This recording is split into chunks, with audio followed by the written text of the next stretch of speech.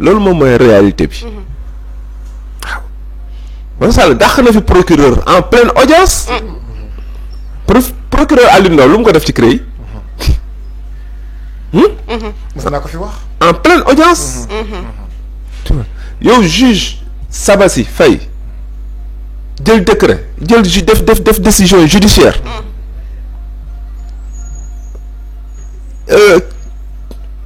ki yoroon parrainage yi ni mu tuddati kii Fall laaw Kandé la Fall Kandé la mu ne du ko appliquer kan moo nekk ci ginnaawam ah ñu renvoyé ko Dakar defal une deuxième jugement le juge Diom joxaat décision confirmée Kandé la ne du ko appliquer kan moo nekk ci ginnaaw loolu ah CDE dem joxe sa caution ñu war la jox sa quittance war la jox sa attestation Issa Sall bañ kan moo nekk ci ginnaaw mu accélérer justice ne leen dem leen ngeen cour conseil constitutionnel cour suprême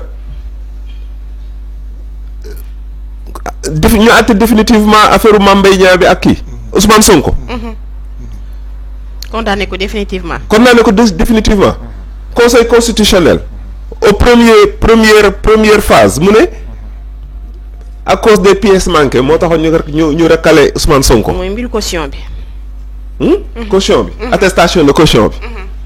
ñu ñëwaat bañ koy éliminer lan la ñu wax à cause du jugement de Mame Mbaye Niang wax ñaari wax yu nga xamante ne sont incohérents mais conseil constitutionnel tamit lu ñu leen ji ñoom la lu ñu leen waxal ñoom la ko waruñu woon nangu le président di leen manipuler noonu. élection législative yi am nañ problème de parrainage Benno Bokk Yaakaar am na problème Yewwi Askan Wi am na problème mais soit ñoom ñëpp duñ dem mais les lois ne servent qu'à respecter l'ordre bu fekkee ni yow tey jii da nga am na yenn loi yoo xamante ni boo ko jëlee day créer désordre mais vaut mieux nga bañ ko jël mais comment on se fait-il un liste de l'opposition nga jël les titulaires di ko remplacer ak les suppléants conseil constitutionnel loolu la ñu def tey jii assemblée nationale bu médiocre bi bu nul bi mais loolu moom moo ko causé parce que conseil constitutionnel tamit lu ji njaag mooy njaaga tey jii nag affaire bi dafa ñëw dal ci seen kaw xaaruñu ko woon da leen a bett parce que li am moo graaw Diomaye Faye lan lañ ko tëjee clocharisation de la justice phrase la bind Karim Wade il a accusé de corruption le premier ministre du Sénégal l'a accusé de corruption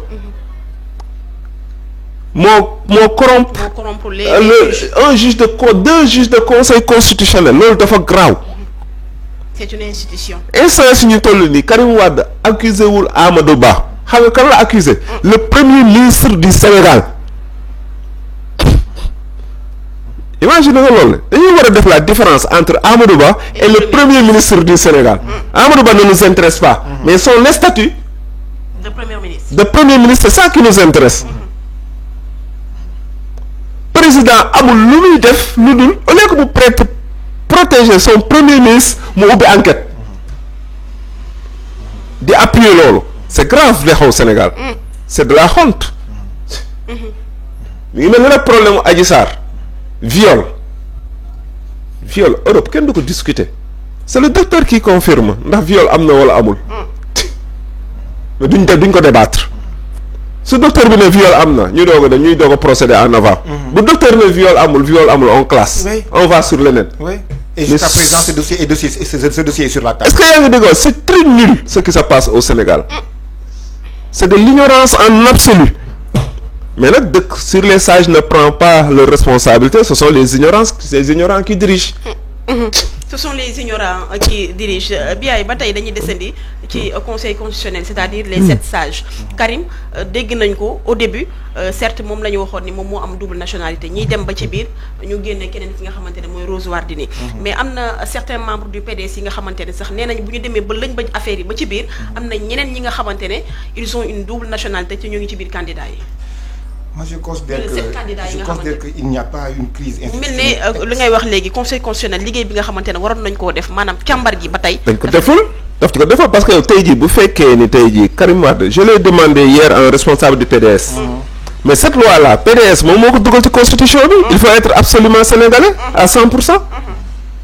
mais Abdoulaye Wade ba mu Karim Wade il a tenté d'être un président en 2018 élection 2019 mais moment boobu il était donc français en même temps.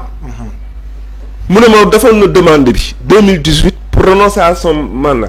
à sa nationalité à sa nationalité française. mais bu fekkoon ne defoon na demande te fekk l'État français accordé gul demande bi validé gu ko. moment boobu waru woon sax participer. en 2019. en 2019 waru ci woon sax participer. te bu fekkoon ne tamit dafay indi les 9 pièces yi conseil constitutionnel.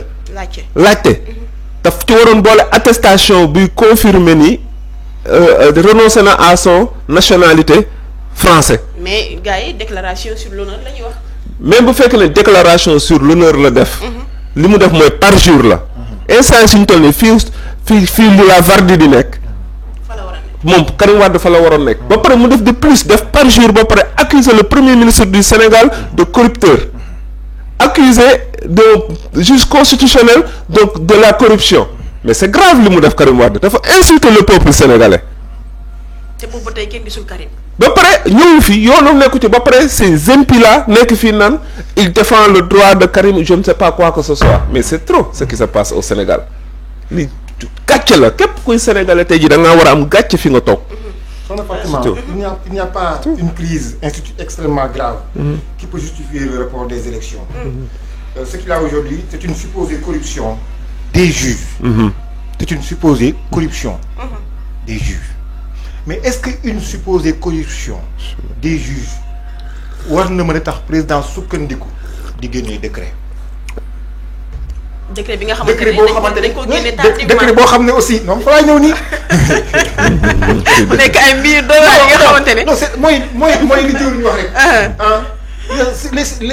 les politiques. décret bi nga xamante ne ñoo bàyyi ba ñu voté ci assemblée nationale ba pare. je dirais les politiciens. ñuy soog a génne décret. parce que il y a politique et politicien. moi je ne me suis jamais considéré comme un politicien. moi je me suis toujours considéré comme un politique. parce que man lépp lu may wax rek. damay jiital suñu borom. teg ko sama kanam. nit du ma wax loo mukk lu ma gëmul. du ma bokk ci benn parti yi tamit bëgg défendre nit est-ce te la may leer ne la may défendre dara du ci dëgg. la may am yaakaar ni dëgg la rek ci lay taxaw di la défendre ba keroog ma yëg ni la ma wax ute nag la ma yaakaar ci yow. li am tey loolu rees na gàcce mais Macky Sall nee na supposé corruption. mais ñaata yoon la procédure am ci ba ñuy déposer liste bi ak ñu ñëkk recalé sur les 93 candidats. ñu ba seppi ci 21. 21 yi ñu seppiwaat ci kenn. ñu jékki ko seppiwaat ci ñaar muy Karim Wade ak Rose Wardini. mu des 20 su ma juumlee. yu njëkk ji pourquoi yu njëkk ji ñoo gën a bëri de. ci 80 et quelques. plus de 90. ñu wàññi ci pratiquement les 70. waxu ci woon de. nee na nañu nangu yoon. ñu wàññi ci ñaar mu ne damay xaar léegi parce que y a une supposée corruption waaye ci yeneen 70 yi nag waxu ki dara. beneen bi moom mooy mu bind décret boo xamante ne kenn gisu ko juge yi bëgg si sukkandiku démb pour voter te benn juge mun la woon ni ci décret bii laay sukkandiku pour repousser élection yi. décret bi génn après Sénégalais yëpp gis ko. ñu toog ba 21h. ñu ne parce que ñëpp Sénégalais yëpp yëg ni parce que le décret n'était pas contresigné par le premier ministre. mu nekk une grande équation bi nga xamante ne dafa Sénégalais se pose des questions. ñu toog ba 21h ñu envoyé ko nit ñi ci télévision yi nit ñi di gis ni décret bi mu ngi doog a génn. mais maintenant c'est contresigné par le premier ministre wala. oui c'est ce qui a été montré. c'est ce qu'on a montré. il se fout de la gueule de c'est ce qu'on a montré. C'est contresigné par le ministre. C'est ce qui a été montré dans les images que j'ai vues moi à la télévision. Dans les images que j'ai vues à la télévision, c'est ce qui a été montré. Mais il se fout de la gueule. da ngeen ci am doute. Non, mais non, c'est-à-dire que njubadi ak ndëngte ak salfaañe ak yelleef réew mi ak les institutions de la République ba ci ay députés mais c'est flagrant flagrance bi nag sénégalais yëpp l'ont vu. C'est à l'œil nu de tous les sénégalais. Et c'est ce qui fait mal. c'est-à-dire que da ngay nekk tugal di suivre Sénégal. da ngay am gàcce da ngay am gàcce des fois ci doon gi nga doon sénégalais. gàcce boobu sax moom la ñu am ba yenn observateurs yi nga xamante ne c'est des Européens. ñëwaat di ñu jàngal suñu réew lan mooy démocratie ci élection yi nga xamante ne moom la ñu reporté. waaw mais c'est parce que tout simplement. ñi maanaam le Sénégal à la risée de tout le monde. puso bi réer na ji nga démocratie bu doon puso la ba mu yegsee ba ci Macky Sall la puso bi réer. Macky Sall doolécratie la fi s'imposé. doolécratie. moom moo fi am moom la fi teg dafa dindi démocratie bi remplacer ko ak doolécratie jaay doole rek lay def lu ko neex du leneen. non Fatima moi je pense que nous venons d'assister depuis hier aux pages les plus sombres de l'histoire politique du Sénégal, de la démocratie de notre cher pays. Et c'est triste. Loolu moo tax encore une fois je profite de ce plateau de demander aux internautes, à nos internautes, au peuple sénégalais suba ngir yàlla war a suli nañu xool fa ñuy teg seen tànk bu ñu bëggee moom suñu bopp daal jëwriñ nañu moom suñu bopp te boo delloowee réew mi boo joxee réew mi Macky Sall la wala candidat am réew mi day gën a dugg ci guuta boo jëlee réew mi jox ko Abdoulaye Wade wala doomam réew mi day gën a dellu ci guuta boo jëlee réew mi dénk ko Khalifa Sall ci suux la jëm ndax ñoom nañu yoree mairie yi sax ci ay jalgati la boo jëlee réew mi dénk ko Idriss Seck ñëpp xam nañu càcc gi mu càccoon xaalis réew mi ba ñu yóbbu ko kaso boo jëlee réew mi dénk ko ñi nga xamante ne ñoo bokkoon ci gouvernement bi yëpp mooy nitu Abdou Macky Sall yi yëpp laa la wax ñi bokkoon ci gouvernement bi ce sont des gens du système nañu dénk réew mi pur le parti de l'unité et du rassemblement avec notre candidat Aliou Mamadou Dia xam nga Aliou Mamadou Dia depuis 18 ans mu ngi servir Sénégal ci biir 18 ans yi parce que li mu nekk Nations Unies bëri na loo xamante ne servir na ci Sénégal. mais attends Biaye ci côté boobu Nations Unies boobu nga xamante ne fa la nekk il paraît que Aliou Mamadou Dia moom tam dafa bokk ci candidat yu nga xamante ne am nañ double nationalité. oui mais soxna si ma loolu dama ciy sawar a tontu. ayca dama ciy sawar a tontu. gis nga man fi ma bokk ku fa bokk. yàgg na bitim réew de. man ki ma fa ma bokk. ku fa bokk. li ngay ñëkk am moom mooy discipline éducation. éducation boo xamante ne nag dafay tegu sur ay valeurs ñun dañu yar te dañu am kilifa. am un président de parti boo xamante ne kenn ci ñun yabu ko ndax la mu liggéey ci réew mi. liggéey ko ci adduna bi du jiital mukk koo xamante ne warul mën a jiite réew mi waxoon nañu ko. non mënul nekk. te que mu tànnal ko Sénégal tànnaluñu ko ñun. c'est pas le candidat du pur Aliou Mamadou Dia c'est le candidat du peuple sénégalais. pourquoi ñu considérer que ni c'est le candidat du peuple sénégalais parce que ñun moom lañ yaakaar ni moom moo mën a jëlee Sénégal ci guuta gi mu nekk yóbbu ko fu kawe. ah mais oui on parle d'autres candidats on nous parle de Ousmane Sonko on nous parle. j'ai beaucoup de respect pour tout ce beau monde mais gisuma ñoom ci réew mi. lanu liggéeyul suñu candidat Aliou Mamadou Dia liggéeyul. et pour la double nationalité. vous savez pourquoi non balaa nga ñëw ci double nationalité bi. Ousmane Sonko lenn la ko sénégalais yi xamalee ci défendre ci nëkk di fésal di feeñal maanaam ay jalgat yi nga xamante ne nguur gi moom lañ doon def ci fu mu nekkoon. di ko fésal ci la ko sénégalais yi tegee bët ba ñu dàq ko.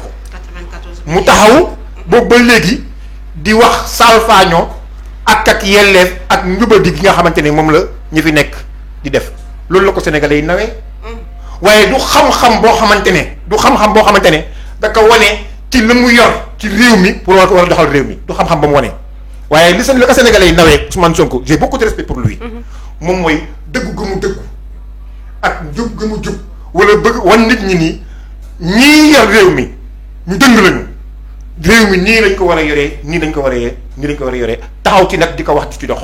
loolu la ko sénégalais yi bari nawee. mais côté boobu ñun nag ñu am koo xamante ne. c'est-à-dire maa ngi ñëw. ñun nag ñu am koo xamante ne. à la personne de Aliou Mamadou Dia, qui demeure être notre candidat et qui sera pour nous le futur président du Sénégal, koo xam ne dafa am une expérience boo xamante ne ci wàllu gestion réew daf ko wane ndax dafa redresser dëkk yu bëri. Il a été au Togo et il a redressé il a aidé à redresser l'économie du Togo ba mu fay jógee président bi su boppam moo ko tappal raaya ak waa dëkk bi. waaye Togo du Sénégal de. ba mu jógee wi Togo il est parti au Cameroun. Togo non j'arrive du il est parti au Cameroun et il a fait la même chose parce que li mu wax moom mooy il connaît la gestion de l'État. Loolu laa bëgg wax en général. Le Togo n'est pas le Sénégal, le Cameroun n'est pas le Sénégal, mais il connaît en quelque sorte la gestion de l'État parce qu'il a travaillé avec les plus grandes institutions du monde et dans beaucoup de pays du continent et dans beaucoup de pays du monde en général. lu dëgg bu ko defee ne kooku nga xam ne nag am na xam-xam ci yori réew bu bàyyee léppam bëgg ñëw yor Sénégal c'est parce que jàpp na ne am na fu mu mën a yóbbu Sénégal foo xamante ne fu sori fu kaw foo xamante ne sénégalais yi dinañ ci gis seen bopp ci naat dinañ ci gis seen bopp ci sutura dinañ ci gis seen bopp ci féex dinañ ci gis seen bopp ci démocratie dinañ ci gis seen bopp ci réew mi war a mën a jëm kanam ba dootu ñëwut ci benn réew te yaakaar naa ni tey fii may waxee yow nii sur les leaders de l'opposition yi nga xam ne ñooy candidat même ci ñi nga xam ne ñooy candidat sur l'opposition je ne vois pas une personne de plus crédible que Aliou Mamadou Dia. Maintenant bu ñuy wax ci wàllu cadre double nationalité mais c'est quoi? C'est parce que ñoom aujourd'hui ils parlent de quoi? Ils ne parlent pas de double nationalité, ils ne parlent pas que de